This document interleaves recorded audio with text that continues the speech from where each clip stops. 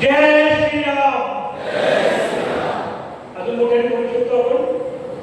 जय श्रीराम. खऱ्या अर्थाने मी इकडे आहे. सकाळी मी फोन केला होता की शक्य नाही होणार कारण की दुसरी सेवा होती, पण मी इकडे आहे म्हणजे गुरु आज्ञा झाली. माझे दैविक मित्र प्रेमवंत मैत्रिणी दादाश्रीनी ते म्हणजे पहिले इकडे मला असलं पाहिजे कारण की सेवाची खरी गरज इकडे आहे. दीपकने काही माहिती आहे सांगितलं नाही माहिती की सकाळी फोन करून कॅन्सल केलं होतं माझ्या इकडे. गुरु आज्ञा कशा काढू शकतो आपण.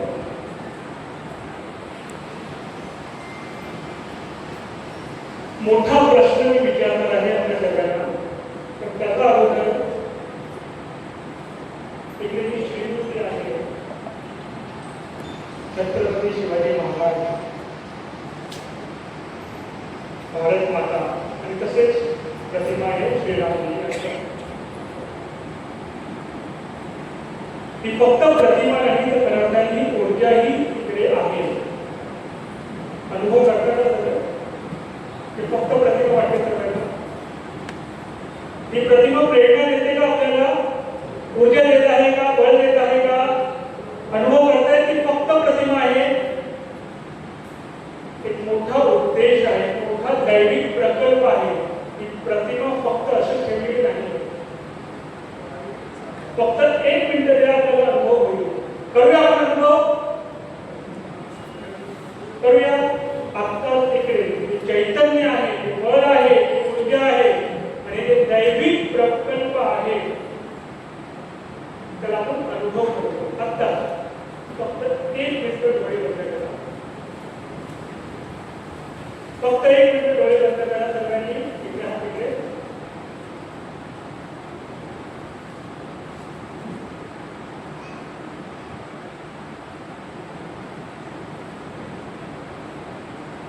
डोळे बंदच ठेवा.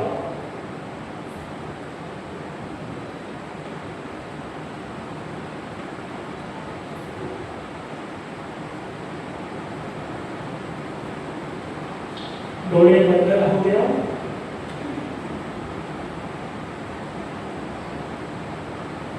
भारत माता छत्रपती शिवाजी महाराज प्रभू श्रीराम का अनुभव फक्त. ही जी ऊर्जा आहे, चैतन्य आहे, त्याचा अनुभव होता.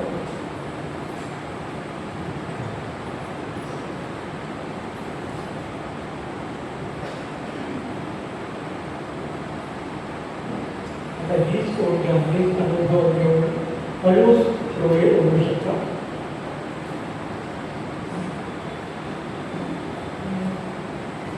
खूप आभार.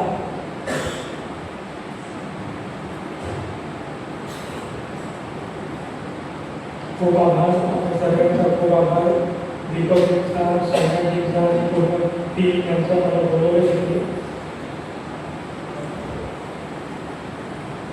पहिलं तर मी माफी मागतो की माझी मराठी एवढी उत्कृष्ट नाही, तरी मी प्रयत्न करतोय मराठी बोलण्याचा. आपण खरं अर्थाने इकडे का आलो आहोत प्रश्न समजतात सगळ्यांना. खरं अर्थाने आपण इकडे का जमा झाले सगळे. सायनाजी बोलवले किंवा दीपकजी बोलवले किंवा दिनेशजी बोलवले, कोणी का असंच कोणासाठी आपण आलो इकडे, काय विचार घेऊन आलो आपण इकडे, संकल्पना काय आहे, काय संकल्पना आपली. फक्त आम्हालाच बोलायचं आहे का, दीपकजी बोलतील, श्रीरामजी बोलतील, आपण ऐकूया आणि जाऊया असंच आहे का इकडे आपल्याला, म्हणून आपण इकडे आलो का. संकल्पना काय, कोणासाठी आलोय. आपल्या सोबत जे बसले त्यांच्यासाठी आलोय ना, जो बाजूला तुमचं बसले त्यांच्यासाठी आम्ही बोलतोय, बरोबर असंच आहे का. मग कोणासाठी आपण, कोणासाठी आहे, स्वतःसाठी, तुमच्यासाठी. आपण जी चर्चा इकडे करणार आहोत ते आपल्यासाठी आहे, तुमच्यासाठी, तुमच्या स्वतःसाठी आहे. म्हणून एक रिक्वेस्ट आहे आपल्या सर्वांना, एक प्रार्थना आहे सर्वांची की इकडून जाण्या अगोदर काहीतरी एक गोष्ट तुम्ही आपल्या आयुष्यात अंमल करणार आहोत असा विचार करून जावा, असा संकल्प घेऊन जावा. हा देश कोणाचा? हा देश कोणाचा आहे? हिंदू म्हणजे कोण? हिंदू म्हणजे कोण? तुमच्या सोबत बसलेला तो ना. आपण, तुम्ही, तुमच्यासाठी अपने बारे में बात करो. यहाँ पे जो बातें होगी वो तुम्हारे लिए है, आपके लिए, आपके अपने लिए है. इसलिए संकल्प आपको लेना पड़ेगा. ये मेरा देश है, ये मेरा धर्म है. बरोबर ना? मैं तो रक्षण कोण करणार? तुमच्या सोबत बसलेले तो तुम्ही करणार. पण रक्षण करण्याचा अगोदर धर्म काय, संस्कृती काय हे समजून घ्या. भारत हा एक विशेष देश आहे. खरं अर्थाने भारत हा एक विशेष देश आहे. आता विशेष म्हणजे काय? भारतची विशेषता काय आहे? तर गौरवशाली परंपरा, वैभवशाली संस्कृती ही भारतची विशेषता. पण ही संस्कृती बोलते ना सदियों से चली आई, वर्षानुवर्ष मध्ये खंडित झाली आहे. ही जी आपली संस्कृती आहे ती मध्ये खंडित झाली. भय आणि भेद, बरोबर ना? भय निर्माण केला गेला. भेद म्हणजे डिफरन्स, बरोबर खंडित झाली. खरं अर्थाने आपली संस्कृती, सनातन धर्म याचा अर्थ फार थोडे लोक आहेत त्यांना माहिती आहे. खूप काही लोकांना फक्त भारतीय संस्कृती, हिंदू संस्कृती, सनातन धर्म एवढा बोलतात, पण याचा अर्थ समजून घेतला तर खरं अर्थाने ते हिंदवी स्वराज्यासाठी आपले छत्रपती शिवाजी महाराज लढले ते समजेल. कधीतरी आपण मोबाईल वाचताना एवढा मोबाईलमध्ये एवढा रील बघताना कधीतरी टाईप करा हिंदवी स्वराज्याचे वैशिष्ट्य काय होते, कधीतरी वाचा. आणि त्या वैशिष्ट्यामध्ये मी स्वतः किती पाळतो, एक तरी वैशिष्ट्य, एक तरी पॉइंट कुठला आपल्याला वाटतं की हा हिंदवी स्वराज्याचा हा पॉइंट माझा हृदयात आहे आणि हा संस्कृती, हा संस्कार मी माझा परिवार, माझ्या मुलापर्यंत पोहोचवतोय. पटते सगळ्यांना? एक प्रश्न स्वतःला विचारला पाहिजे. आणि हे स्वबोध, जे विषय मांडायचा होता हे स्वबोध. प्रश्न पडला होता, एक मीटिंग झाली होती आपले विश्व हिंदू परिषद सोबत कि लोग धर्मांतर कर रहे हैं, मतांतर कर रहे हैं, क्या करें? एवढं होतं की लोकांना जर कळेल की खरं अर्थाने धर्म काय, संस्कृती काय, मग ते सोडून नाही जातील, कधीच नाही जातील. पण धर्म आणि संस्कृती समजण्यासाठी किती लोक तयार आहेत. या विषयावरती घरी आपण किती चर्चा करतो, कधी चर्चा करतो, कधी बोलतो. समाजचे दोन प्रकार आहेत, समजून घ्या आणि आजच निर्णय करा की तुम्ही कुठे आहात. एक आहे निष्क्रिय समाज. निष्क्रिय समाज काय करतो? दोष देतो, है ना, ब्लेम करतो. देश असा, लोक अशी, काहीच कोणाला कळत नाही, है ना, टीका करणे. सक्रिय समाज काय करतो? रिस्पॉन्सिबिलिटी घेतो, जिम्मेदारी घेतो. हा माझा देश आहे, हा माझा धर्म आहे, हा माझा संस्कृती आहे, माझी जबाबदारी आहे, मी करेन. आणि हीच जबाबदारी आपले छत्रपती शिवाजी राया यांनी घेतली होती. देश मेरा है, मैं काम करूंगा. आणि तसंच आपल्या सर्वांसाठी करेल. देश अगर आपका है, धर्म आपका है, तो आपको काम करना पड़ेगा. लेकिन पहले धर्म को समझो, संस्कृति को समझो, उसको अपने आचरण में लाओ, व्यवहार में लाओ, तब जाके कुछ होगा. अन्यथा खूप काही मी बोलणार, खूप काही ते बोलतील, आणि बाहेर जाऊन आपण विसरून जातो. ते खऱ्या अर्थाने ना बघा तुमची दिनचर्या काय, आपली दिनचर्या काय आहे. आपली दिनचर्यामध्ये खऱ्या अर्थाने आपली संस्कृती आहे का, एक तरी भाग आहे का, तीच संस्कृती तेच आचरण आपली मुलं बाळं बघून ते पुढे घेऊन जातात.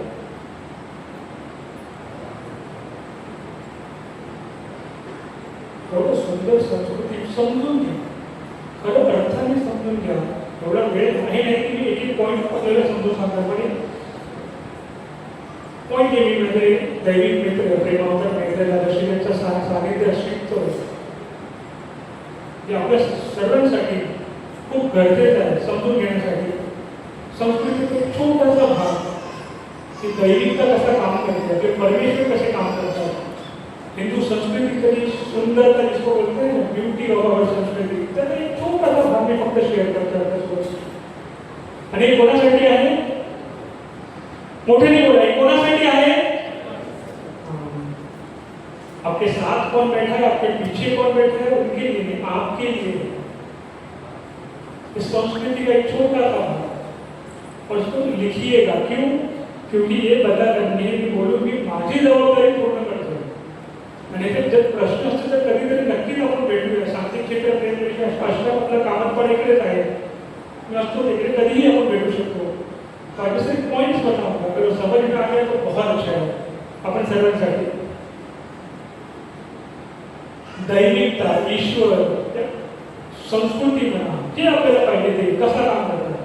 आणि ही संस्कृती आपले श्री रामनारायण यांनी फॉलो केला होता, त्याचं सुद्धा आपण शिकू शकतो. पहिला भाग आहे सत्य.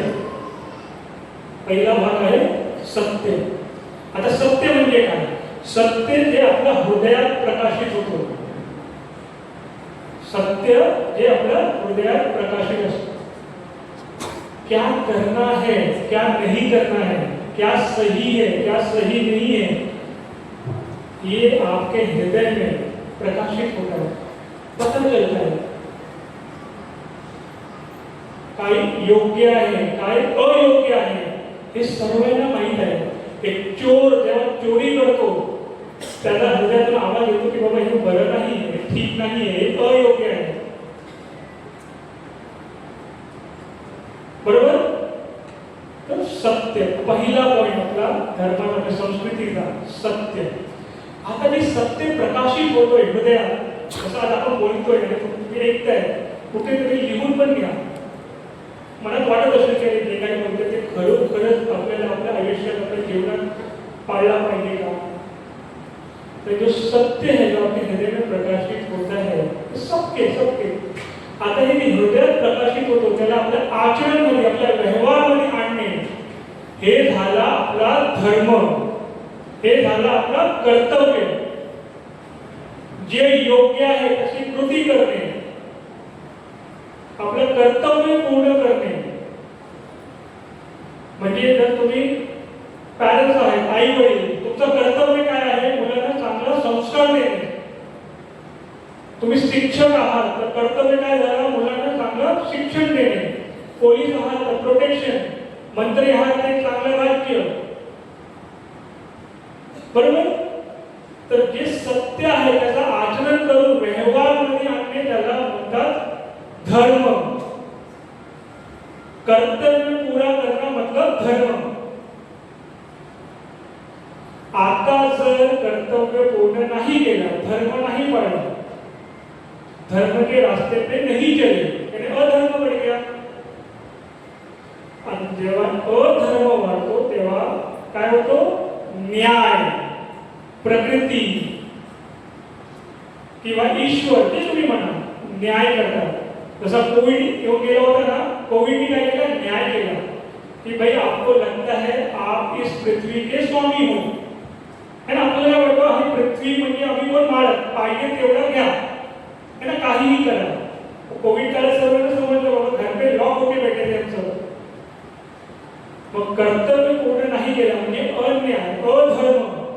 तर न्यायासाठी प्रकृती किंवा ईश्वर येतो, समजावून सांगतात की भाई अब तो होनहार बन गया, आता तरी योग्य बना, आता तरी धर्मावरती चालला, आता तरी जे सत्य आहे त्याचं पालन करा. आणि जर आपण न्यायापर्यंत नाही थांबलो, सरळ मार्गावर नाही आलो, मग काय होतो? संहार. संहार कळतं ना सर्वांना? फिर तो जाना ही होगा. इसीलिए जिसे धर्म पता है, जिसे सत्य पता है, उसको अपने जीवन में लाते हुए औरों को भी प्रेरित करना होगा. जिसके लिए सभा बैठी है. माननीय सदस्य कशाला बसले आहेत? कशाला बसले माननीय सदस्य?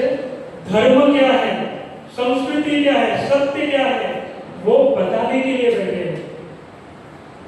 लेकिन जो सुन रहे हैं उनका कर्तव्य बनता है कि उसको सुनकर अपने आचरण में लाकर औरों को फैलाएं. मगर धर्म आपला आहे, संस्कृती आपली आहे, देश आपला आहे, तर आपल्यालाच काम करावं लागेल. त्यासाठी आपल्या सर्वांना एकत्र होऊन पुढे जावं लागेल. उसमें तेरा मेरा नहीं चलेगा.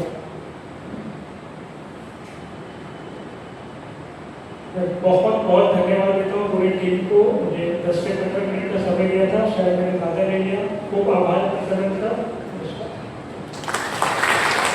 खरेदी करा स्टाईलमध्ये आणि शिवून घ्या बचतीमध्ये. नेरळमधील भिवंडी टेक्सटाईलच्या प्रथम वर्धापन दिनानिमित्त खास ऑफर्सचा महाउत्सव. जेंट्ससाठी premium shirting, suiting, formal shirt, trousers, jeans, partywear, blazer आणि लग्न सराईसाठी खास कलेक्शन आता किफायतशीर दरात. फक्त 1600, 2000 आणि 2500 मध्ये शर्ट आणि पॅन्ट शिवून मिळेल. प्रत्येक ड्रेसवर आकर्षक भेटवस्तू फ्री. उत्तम दर्जाचं कापड, आकर्षक डिझाईन, परफेक्ट फिटिंग, अनुभवी टेलरिंग सेवा. लग्न सराई, वाढदिवस, पार्टी, ऑफिस किंवा रोजच्या वापरासाठी शर्ट पॅन्टचे आकर्षक कलेक्शन आता तुमच्या बजेटमध्ये. Bhiwandi textiles, Yuvraj residency, Neral Kalamb road, light house शेजारी, नेरळ. 9271448170. भिवंडी टेक्सटाईल. कमी खर्च, उत्तम पेहराव आणि परफेक्ट फिटिंगचा विश्वास. ऑफर मर्यादित कालावधीसाठी. आजच भेट द्या.